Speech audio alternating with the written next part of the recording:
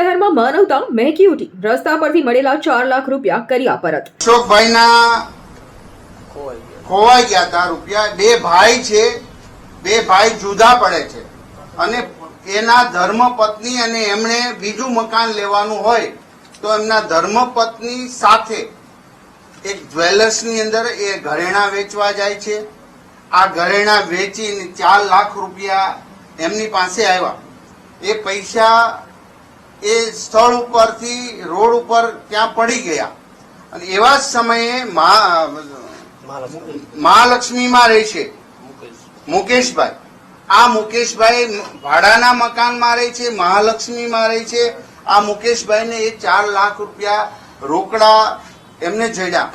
તુરંત જ એમને ત્યાં દુકાનની આજુબાજુમાં પોતાનો નંબર અને એડ્રેસ આપ્યું અને કહ્યું કે કોઈના પૈસા, કોઈની વસ્તુ કઈ ખોવાણી હોય તો મારો સંપર્ક કરે. ભાઈ ત્યાં બધા પરિવાર સાથે ગોતવા ગયા પરંતુ મળ્યા નહીં અને આ ભાઈનો સંપર્ક મળ્યો. તુરંત જ અશોકભાઈ એ મુકેશભાઈનો સંપર્ક કરે છે. હવે તે દિવસે એવું બનેલું કે હું એક મારા મિત્રની દુકાનેથી પૈસાની મારે થોડી જરૂર હતી એટલે હું ત્યાંથી લઈને આવતો હતો. થેલીની અંદર ટોટલ 4,72,000 રૂપિયા હતા. પણ ગાડીની આગળ મેં થેલી ટીંગાડેલી હતી પણ બમ્પ આવ્યો જરીક એટલે ખબર ન રહી પણ એમાંથી નીચેથી થેલી તૂટી ગઈ અને એમાંથી 4 લાખ રૂપિયા મહાલક્ષ્મી સોસાયટીની અંદર પડી ગયા. પણ હું ઘરે જેવો પહોંચ્યો એટલે તરત મને ખ્યાલ આવ્યો પણ તરત હું પાછો વળેલો પણ ખ્યાલ ન રહ્યો. પણ ગોતતા ગોતતા પછી અમે મહાલક્ષ્મી સોસાયટીની અંદર કેમેરા હતા એ બધું જોતા હતા કે જે સ્થળ ઉપર અમે પહોંચ્યા ત્યાં અમે પૂછ્યું કે ભાઈ એટલામાં ક્યાંય કેમેરા છે, અમારે આ રીતનું એક બનાવ બની ગયો છે, પૈસા પડી ગયા છે એટલે અમે ગોતીએ છીએ.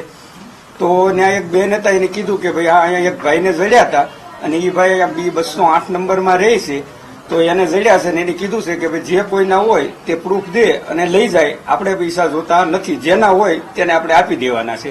તો એ મુકેશભાઈ છે તેઓએ એમના ઘરે ગયા અમે અને તેઓને અમને પૂરેપૂરા પૈસા અમને પરત આપ્યા અને એનો અમે ફૂલ જેમ કે એમ એનો મારી ફેક્ટરી હું બપોરે 1:30 થી 2 ના ગાળામાં જતો હતો.